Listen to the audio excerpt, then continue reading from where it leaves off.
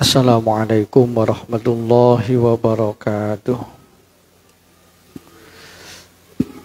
Ila hadratin Nabil Mustafa Sayyidina Muhammadin sallallahu alaihi wasallam wa ala alihi wa ashabihi wa azwajihi wa auladihi wa dzurriyyatihi wa ahli baitihi wa jami'i ummatihi wa nakhusu khususan ila Syekh Zainuddin Al-Malibari, Syekh Abu Bakar Satotimiyati, khususan Kiai Haji Mukhtar Syafaat Abdul Ghafur, Kiai Haji Ahmad Isyam, Kiai Haji Muhammad Hashim, Kiai Haji Ahmad Kusyari Syafaat, wa ila jami'i man hadaru fi hadzal majlisil mubarakil Fatihah. A'udzu billahi minasyaitonir rajim. Bismillahirrahmanirrahim. Alhamdulillahi rabbil alamin arrahmanir rahim maliki yaumiddin. Iyyaka na'budu wa iyyaka nasta'in ihdinas siratal mustaqim siratal ladzina an'amta 'alaihim ghairil maghdubi 'alaihim waladdallin. Amin. Wa nafa'ana madana fi 'ulumihi wa fi madati fid dharaini. Amin ya rabbal alamin. Wa tabtulu bi muftirin wa sholali jaufihi wa inqallah wa aklu kathirin sahwan wa ilam yabtul bihi as-saum falawib tala'anu khomatan nazalat min ro'sihi lihaddid dohir min famihi awraikon mutanajisan binahwi damilistatihi wa inib yabdoh mutaghayyiran bihamrotin nahbi tambalin batolat. Perkara yang membatalkan sholat yang kelima adalah sengaja memasukkan makanan ke dalam jauf, ke dalam perut, wa ingkola, walaupun itu sedikit. Jadi perkara yang membatalkan sholat yang kelima adalah makan. Masuknya segala sesuatu benda ke dalam jauf walaupun itu sedikit. Termasuk dalam hal ini yang membatalkan sholat juga adalah kalau seseorang itu makan banyak walaupun lupa. Ada orang pas sholat makan banyak walaupun lupa, maka sholatnya batal. Walaupun makan banyak dalam keadaan lupa, itu tidak membatalkan puasa. Tapi kalau sholat, kok makan banyak walaupun dalam keadaan lupa, itu tetap batal sholatnya. Sebab kalau puasa itu kan butuh waktu panjang. Maka orang kalau lagi puasa kemudian lupa kalau dia sedang berpuasa, makan habis 2 piring kenyang. Setelah kenyang kemudian dia baru teringat kalau sedang berpuasa, itu enggak apa-apa, puasanya enggak batal. Puasanya tidak batal. Itu rezeki dari Allah Subhanahu wa taala.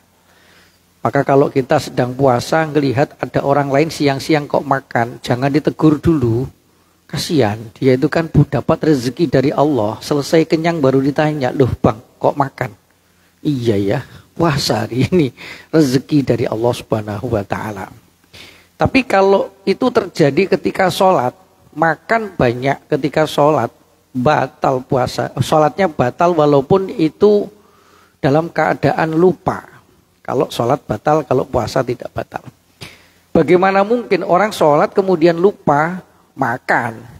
Ya mungkin gini, pas lagi sholat itu kebetulan pas lagi sujud, kita punya anak kecil sedang megang tik-tak gitu loh, kecil-kecil itu, dibuka, biar itu terbuka, kemudian tik-taknya itu berhamburan di depan kita, pas lagi sujud kita makan pula, makan tik-tak pula itu.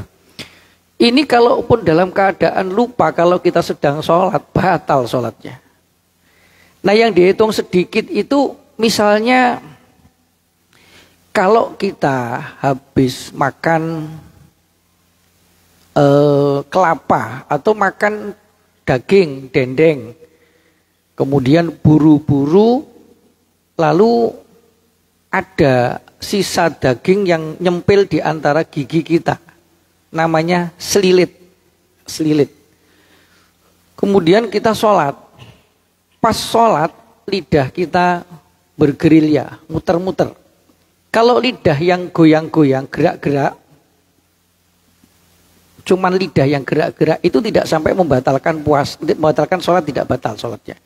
Pas gerilya begitu, kemudian dapatlah si selilit itu keluar dari sela-sela gigi. Nah kemudian kita makan, kita telan, maka yang demikian itu membatalkan sholat. Walaupun itu cuma sedikit, wa ingkola, walaupun cuma sedikit, pokok itu masuk ke dalam jauf melalui tenggorokan kita, melalui halkun atau kerongkongan kita, maka itu bisa menjadikan sholatnya batal. Jadi makan sampai masuk ke dalam jauf, walaupun itu sedikit, maka itu bisa menjadikan sholatnya batal. Kalau walawi tala'anu khomatan nazalat min ro'sihi li hadid dohir min famihi au raikon mutanajisan binahwi damilisatihi wa inib yaddo au mutaghayyiran bihamrotin nahwi tambalin batolat. Kalau seandainya kita sholat kemudian ada dahak yang sudah keluar dari bagian kepala atau bagian otak, kemudian keluar di bagian luar, berarti di mulut kita ada dahak.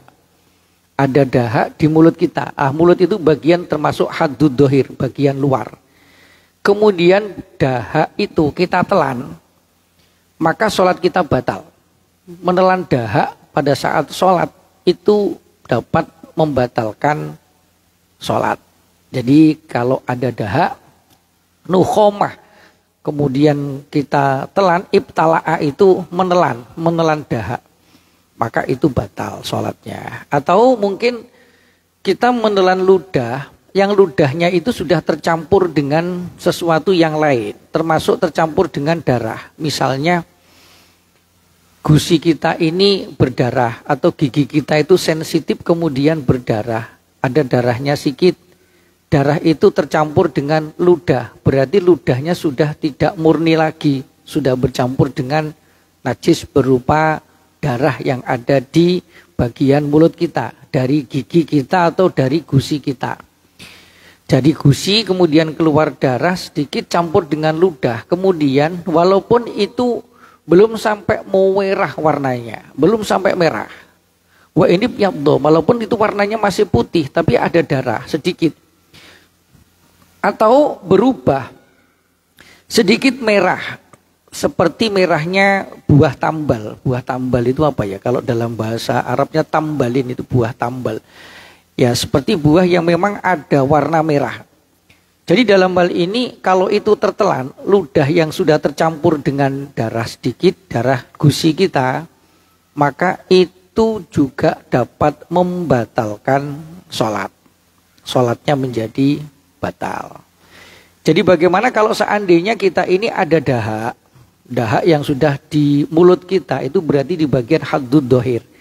Nah dalam hal ini kalau ditelan itu batal, sementara kalau kita ludahkan, di sebelah kanan kiri kita ada orang lagi yang di masjid meludah, hukumnya haram, nggak boleh. Jadi bagaimana solusinya? Kita boleh ludahkan di baju kita masukin ke kantong kita, boleh.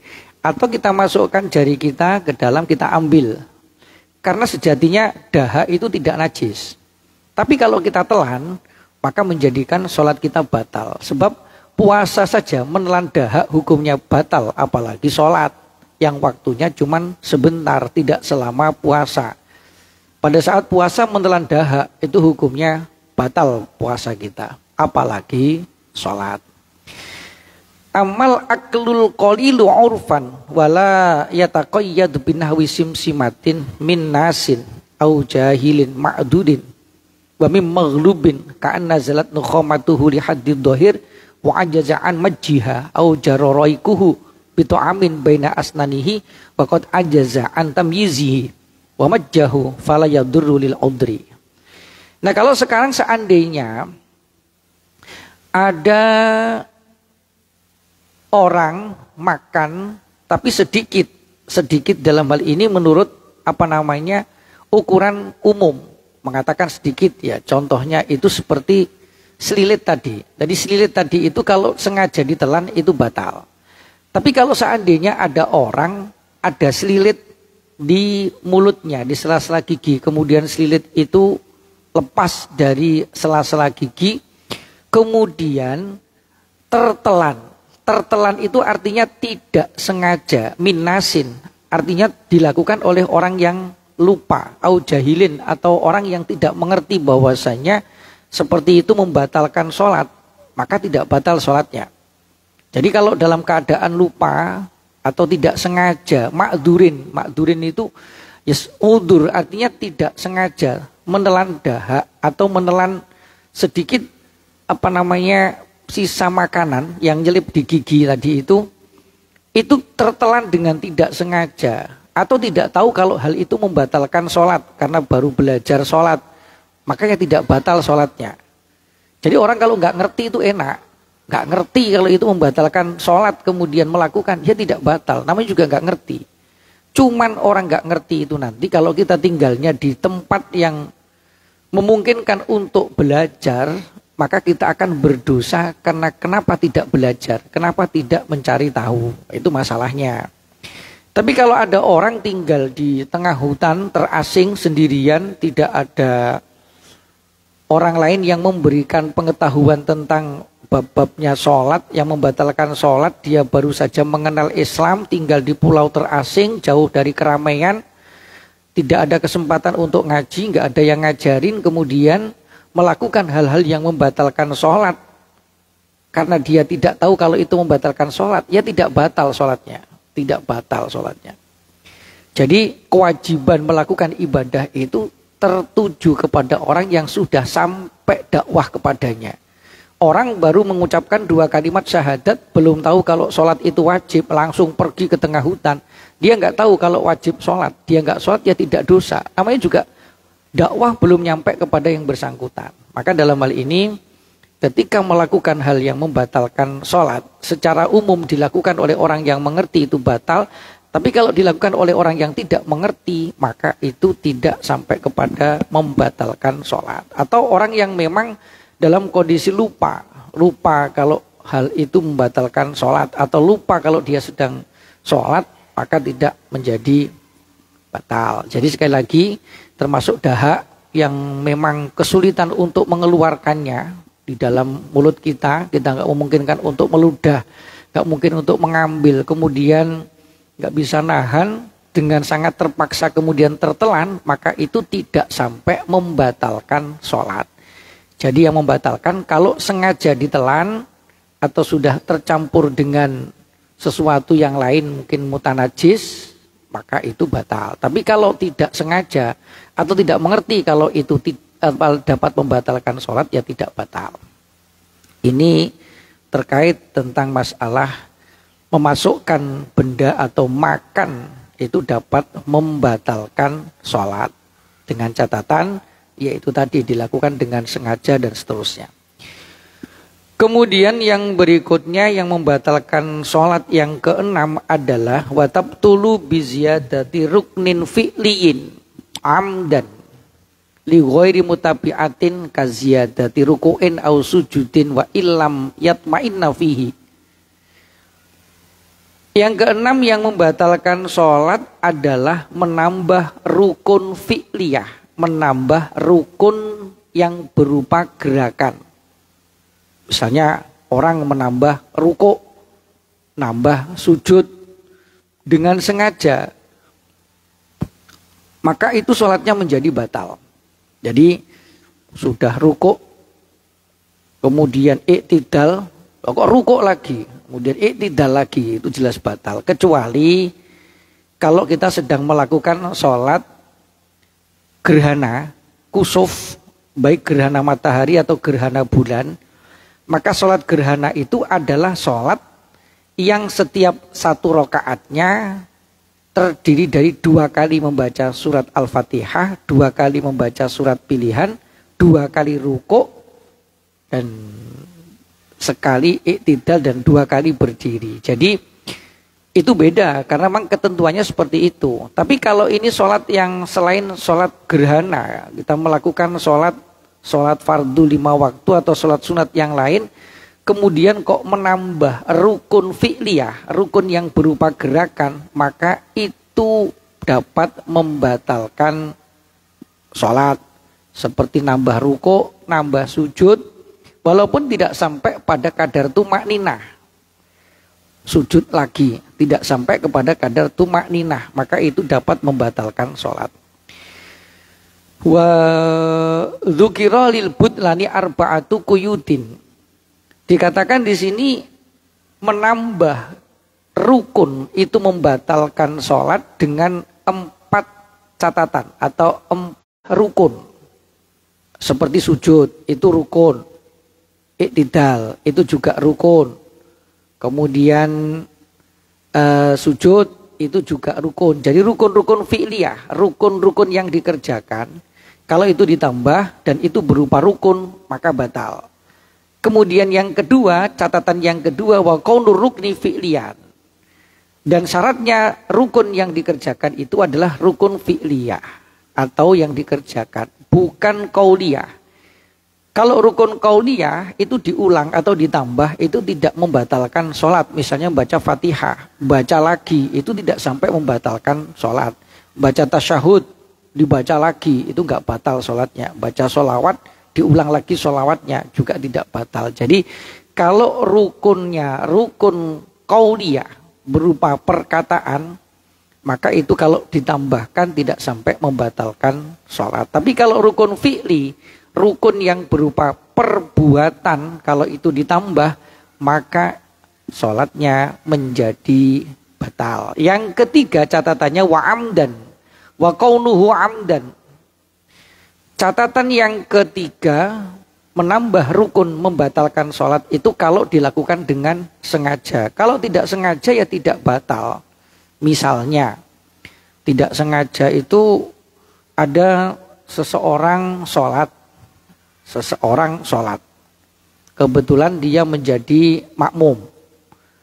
Habis sujud yang kedua, harusnya kan kemudian dia duduk untuk membaca tasyahud awal pada rakaat yang kedua. Kemudian orang ini sujud lagi, berarti sujudnya 3 kali. Sujud lagi, baru kemudian sadar, iya ini sujud yang ketiga. Lah ini berarti kan sujudnya yang tambahan tadi itu dilakukan dalam keadaan tidak sengaja. Karena dia mengira duduknya tadi itu mungkin masih duduk di antara 2 sujud.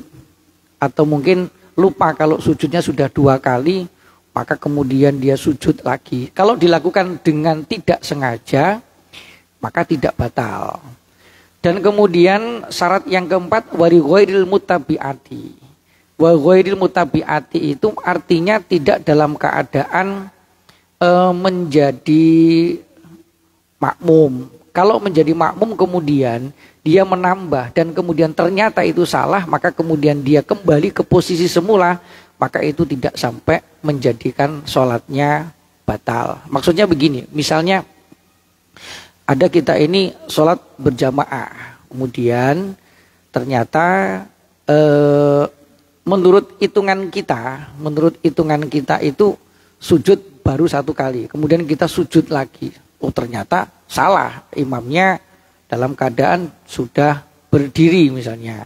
Nah yang seperti itu kalau menjadi makmum maka kita harus segera kembali mengikut daripada gerakannya imam. Maka itu tidak menjadi batal. Jadi menambah rukun itu menjadi batal, syaratnya yang pertama yang ditambahkan itu adalah rukun. Syarat yang kedua rukunnya adalah rukun fi'liyah. Syarat yang ketiga dilakukan dengan sengaja. Kalau tidak sengaja maka tidak batal. Dan yang keempat syaratnya tidak sedang menjadi makmum. Jadi 4 syarat itu kalau dilakukan batal. Jadi menambah rukun dengan sengaja itu menjadikan sholatnya batal. Tapi kalau tidak sengaja namanya juga lupa, itu tidak jadi masalah. Orang kalau lupa itu tidak jadi masalah. Nah kemudian wabaki alaihi quyudu salasatin. Ada tambahan lagi qayyid atau catatan bahwa menambah rukun itu membatalkan sholat. Alla yakuna julusan khafifan uhida fi sholati. Wa hadza yustafadu min qawlihi wa yuktafaru al-qu'udu al-yasir. Yang dalam hal ini tidak termasuk bahwasanya tambahannya itu adalah duduk yang sebentar. Duduk yang sebentar dalam hal ini adalah duduk yang seperti duduk istirahat ya. Duduk seperti duduk istirahat. Itu tidak sampai membatalkan sholat. Seperti ini. Kalau kita sholat subuh hari Jumat, itu kan kita melakukan namanya sujud tilawah karena imam membaca surat As-Sajdah, ada bagian daripada sujud tilawah. Sujud tilawah itu aturannya cukup dilakukan satu kali. Kemudian ketika kita membaca takbir untuk melakukan sujud tilawah itu, maka kita wajib hukumnya untuk berniat. Allahu Akbar, saya niat sujud tilawah karena Allah dalam hati. Kemudian melakukan sujud. Sujud dilakukan satu kali, kemudian setelah sujud tidak disunatkan untuk duduk istirahat. Karena sujudnya cuma satu kali. Habis sujud, tilawah, langsung berdiri.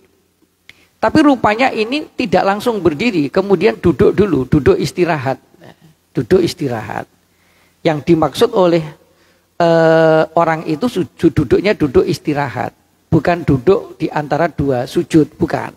Maka dalam kondisi seperti itu tidak sampai membatalkan sholat. Cuman permasalahannya adalah aturannya sujud tilawah itu setelah sujud tidak melakukan duduk istirahat. Langsung setelah sujud berdiri. Karena saya masih melihat ada yang melakukan duduk istirahat. Jadi itu, tapi kalau dilakukan tidak sampai membatalkan kepada sholat. Karena itu duduknya cuman khafifan, sebentar, sekedar seperti duduk istirahat. Wa ayyakuna aliman bitahrim. Orang yang melakukan menambah rukun itu menjadi batal sholatnya kalau dia tahu bahwasanya hal itu tidak boleh dilakukan. Wa hadza yustafadu min dzikrin mutaharizihi biqaulihi au jahlan. Wa ayyakuna ma'ata bihi aula mu'taddan bihi.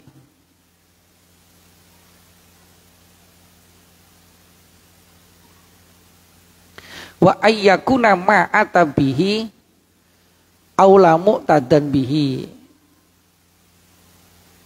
Maksudnya apa ini? Wa kharaja bihada al-akhir ma law sajada ala ma yataharraku bi harakatihi tsumma rafa'a wa sajada tsaniyan fa innahu la yaduru li adamil i'tidadi bil awal. Sujud ala ma yataharraku bi harakatihi tsumma rafa'a wa sajada. Maksudnya begini. Ketika kita sujud itu syaratnya kan tidak boleh kita ini sujud di atas benda yang benda itu ketika kita bergerak itu bergerak. Maka itu menjadi batal sujudnya. Kemudian kebetulan pas kita sholat, kita sujud. Saya pakai serban seperti ini. Serban saya itu pas mengembang di depan saya. Kalau saya sujud terhalang serban saya ini, sujud saya kan tidak sah. Ini kemudian saya sujud karena saya merasa ada benda yang ikut bergerak ketika saya bergerak. Maka benda ini saya tarik, otomatis kan kening saya angkat dikit. Saya angkat dikit, saya tarik, kemudian sujud lagi. Nah yang seperti itu tidak dianggap melakukan penambahan rukun. Berarti tidak dianggap sujud dua kali. Jadi ada sesuatu yang menghalangi, yang itu adalah ketika kita bergerak, ikut bergerak. Seperti sorban atau sal atau sajadah yang kita pakai. Kalau saja yang kita injak tidak masalah. Tapi yang kita pakai seperti sorban ataupun ya kayak begini ini sal atau sorban. Kalau ini sujud terhalang oleh ini berarti sujud kita nggak sah. Sama dengan ibu-ibu kalau sujud mekenanya kan nyambung, mekenanya ngembang ke depan, seret. Kemudian sujud terhalang mekenanya sendiri, keningnya. Itu tidak sah secara fikih. Nah, karena ketahuan seperti itu, Maka kemudian kepala ini diangkat sedikit, penghalangnya ditarik, kemudian sujud lagi. Nah yang seperti itu tidak dianggap mengulangi rukun. Tidak dianggap menambah rukun dengan sengaja. Itu tidak sampai membatalkan sholat. Wa yuktafaru al-qu'udu al-yasiru biqati jasadil istirahat qabla sujudi wa ba'da sajdatit tilawah wa ba'da salami imami masbukin fi ghairi mahali tasahudihi. Kemudian dimaafkan atau tidak membatalkan sholat apabila seseorang itu duduk sebentar, kira-kira seperti duduk istirahat sebelum melakukan sujud. Ada orang karena kondisinya mungkin sudah agak sepuh, kalau mau sujud itu dari berdiri kemudian menuju ke arah sujud itu nggak bisa langsung sujud, itu nggak bisa. Walaupun sudah meletakkan tangan dulu, kemudian lutut dulu. Kalau langsung sujud itu bisa pusing karena sudah tua, sepuh. Akhirnya sempat dia duduk dulu sebentar, baru kemudian sujud. Nah yang seperti itu dimaafkan. Artinya tidak sampai kepada membatalkan sholat. Demikian juga kalau seseorang wabada sujud tilawah, tadi sudah kita bahas. Habis melakukan sujud tilawah, kemudian duduk istirahat. Itu juga tidak sampai membatalkan sholat. Tapi hal itu akan terjadi hukum makruh. Karena itu tidak disunatkan. Jangan dilakukan. Jadi kalau kita melakukan sujud tilawah kan cuma satu kali. Kita baca sajadah wajhiya lilladzi khalaqahu wa sawwarahu wa syaqqa sam'ahu wa basarahu bihauli wa quwwatihi fatabarakallahu ahsanul khaliqin. Kemudian setelah itu Allahu Akbar, langsung berdiri. Tapi seandainya mau berdiri ini langsung ini berkunang-kunang karena kita habis sujud, istirahat dulu lah, duduk sebentar. Itu tidak sampai membatalkan sholat. Tidak sampai, karena itu termasuk hal-hal yang mungkin dimaafkan disebabkan karena kondisi-kondisi tertentu. Wa ba'da salami imami masbukin fi ghairi mahali tasyahudihi.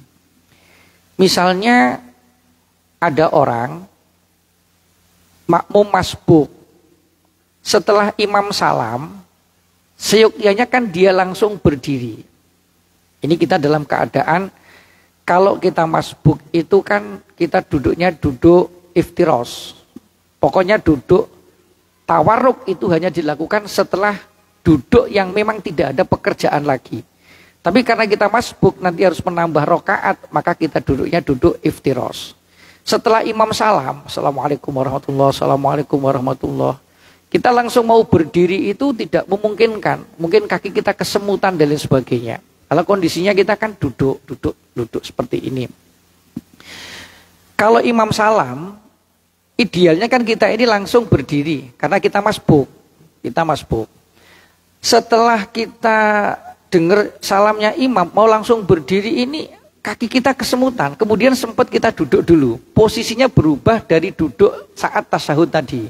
Misalnya begini dulu, baru kemudian kita berdiri. Nah, duduk yang seperti itu tadi, itu juga termasuk sesuatu yang dimaafkan, tidak sampai membatalkan sholat. Jadi itu termasuk makfun, yugtafaru, dimaafkan atau diampuni. Amma wuku'u ziyadati sahwan au jahlan au dirobihi fala yadurru ka ziyadati sunnati nahwi raf'il yadaini fi ghairi mahalihi au ruknin qauliyin kal fatihati au fi'lin lil mutabi'ati ka an raka'a au sajada qabla imamihi tsumma ada ilaihi. Jadi kalau menambah rukun fi'liyah itu terjadinya karena lupa atau karena tidak mengerti, maka itu tidak sampai menjadikan sholatnya itu batal. Artinya lupa atau dalam keadaan tidak mengerti. Nah, seperti misalnya menambah kesunatan yang tidak pada tempatnya.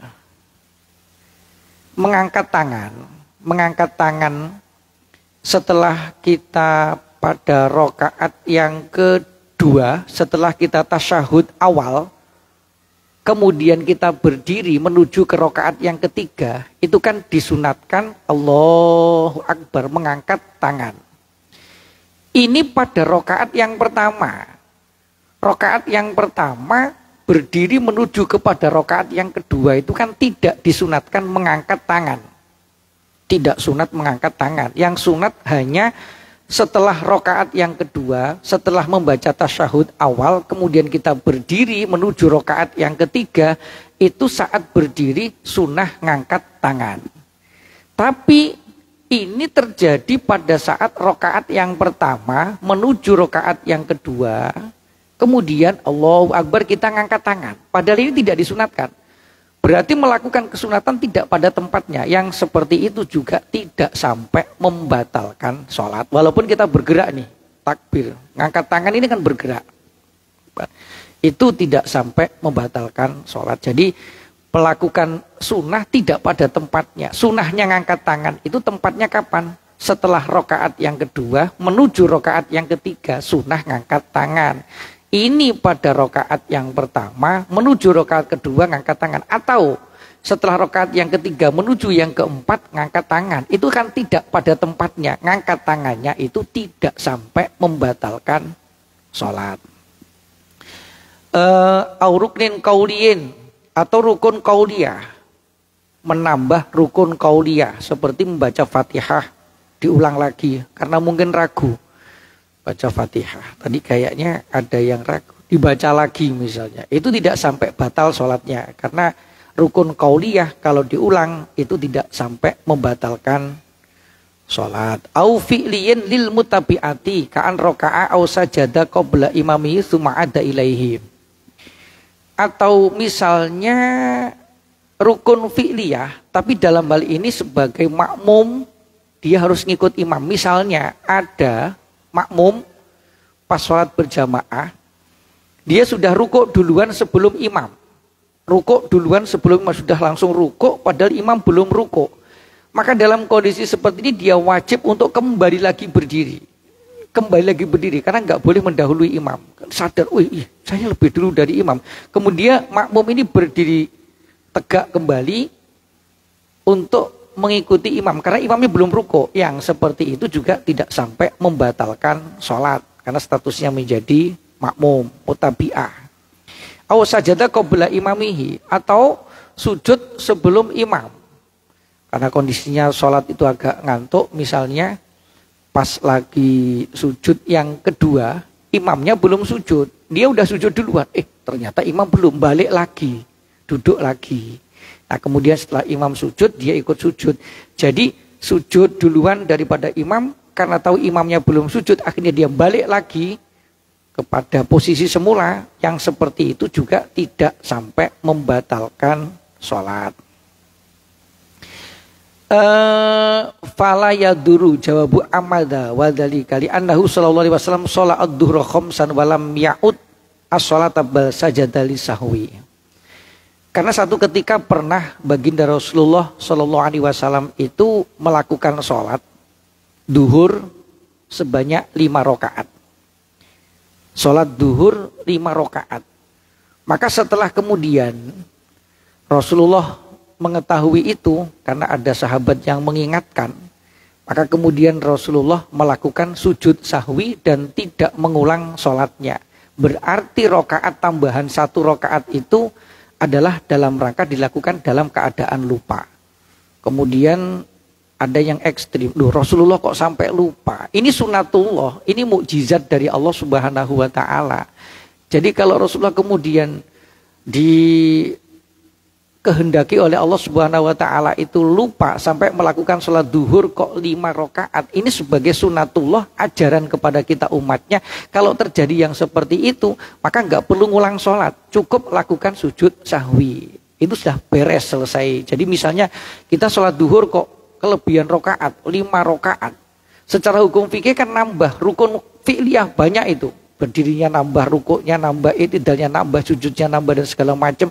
Setelah selesai baru sadar, ternyata 5 rakaat. Ya sudah, nggak usah diulang sholatnya, langsung lakukan sujud sahwi. Maka ini sudah menjadikan ajaran yang bisa diikuti oleh umatnya, bahwasanya kalau terjadi seperti itu Rasulullah langsung sujud sahwi dan tidak tidak mengulangi sholatnya, Jadi ini termasuk hal-hal yang membatalkan sholat dari segi menambah rukun fi'liyah, bukan rukun qauliyah. Ada pertanyaan? Iya, Pak.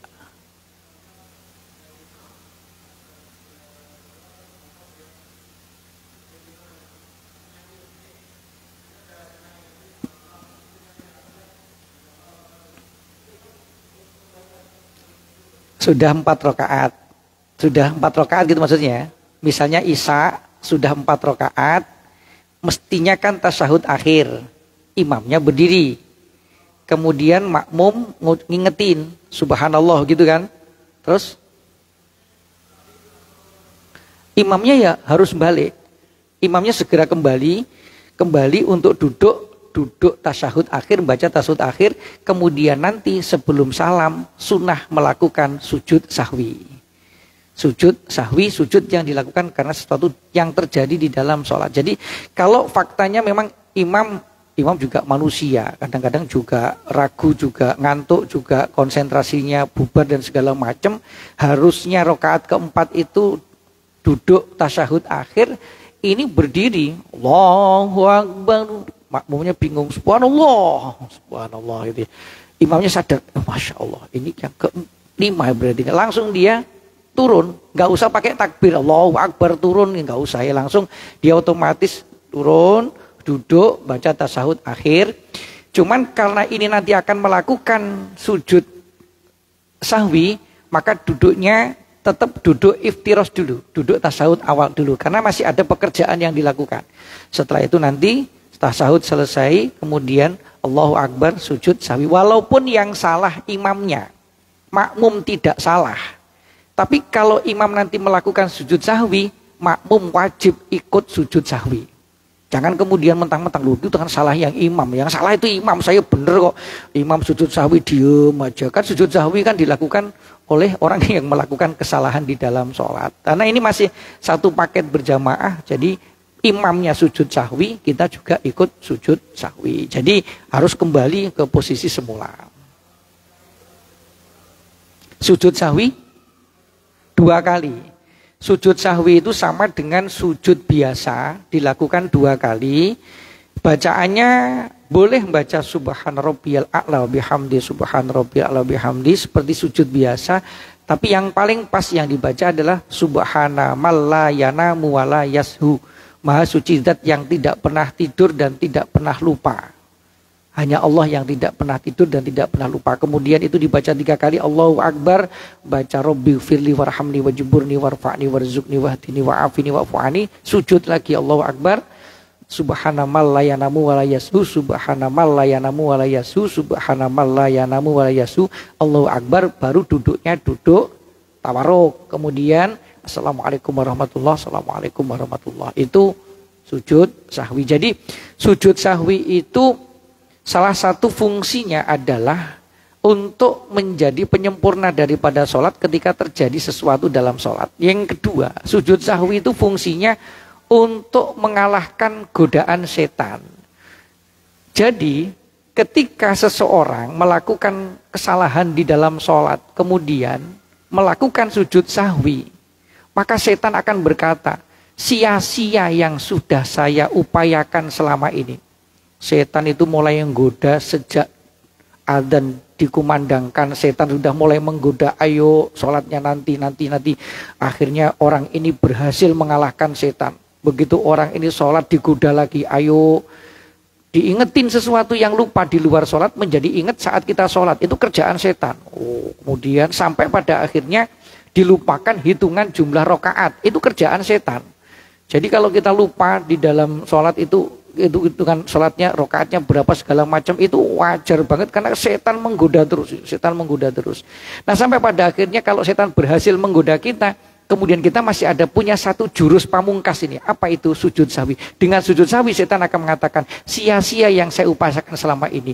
Ternyata yang diupayakan setan menggoda kita itu sia-sia, karena dengan sujud sahwi dilakukan sempurna kembali seperti semula. Tidak ada cacat dalam sholat itu. Sempurna lagi. Seakan dalam sholat tidak ada kekurangan, tidak ada kelupaan, tidak ada kelebihan. Jadi sempurna. Jadi setan kalah. Sia-sia apa yang saya upayakan selama ini, karena ternyata dengan sujud sahwi sholat itu menjadi penuh. Kayak ibarat laptop itu direfresh, thread itu kembali normal gitu ya, kembali normal. Jadi itu fungsinya daripada sujud sahwi. Ada yang lain? Ada ya. Alhamdulillah. Jadi intinya di dalam sholat itu betapa pentingnya kita ini mengetahui tentang ketentuan-ketentuan sholat, sehingga ketika terjadi sesuatu di dalam sholat kita bisa menyikapinya dengan benar, sehingga tidak terjadi kemudian jadi ribut akhirnya batal sholatnya. Jadi ternyata masih ada beberapa solusi-solusi, ini membatalkan, ini tidak, ini batasan-batasannya ada, sehingga ilmu-ilmu fikih yang kayak begini perlu kita pahami dan kita pelajari, karena ini dasar yang menjadikan kita ini setiap hari melakukan ibadah kepada Allah Subhanahu wa taala. Wa tabtulu bi'tiqadin audhunni fardin muayyanin min furudiha naflan li ta'alau bihi. Wallahu a'lam bishawab. Subhanakallahumma bihamdik asyhadu an la ilaha illa anta astaghfiruka wa atubu ilaik. Assalamualaikum warahmatullahi wabarakatuh.